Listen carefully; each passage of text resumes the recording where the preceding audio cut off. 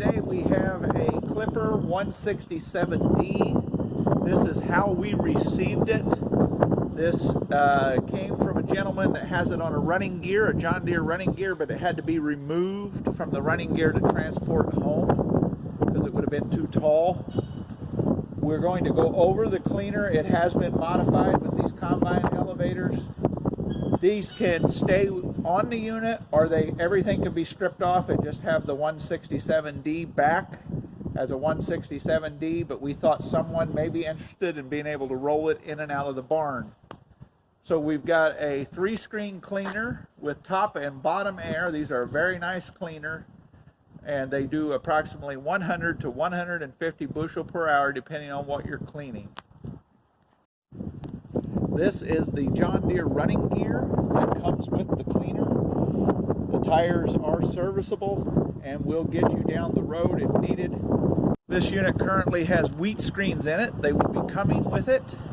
I want to point out that it has almost new brushes under it, so that's good to go. This cleaner would really go to work. I would recommend replacing the cable on the side because this is clothesline cable and that is not recommended. You need the red Clipper coated cable, but it is functional. This unit also has a counterbalance under here so that when it's on the wagon gear it will have less vibration. This is a single phase 220 plug, so this will run on your farms if you do not have 3-phase. This is single phase power, 7.5 horsepower single phase. Because it is on the wagon, it has this nice metal frame that it rests on, and the feet do have some deterioration. We will point that out, but the mill is usable. That does not make it non-usable. This is looking at the other side. It has a good foot. It has been fixed, and a piece of oak put here, and it's bolted into the sides here. So the unit has some deterioration, but is serviceable, like I said. And we have a little bit right here, but will not affect the operation right here. We don't want to miss anything.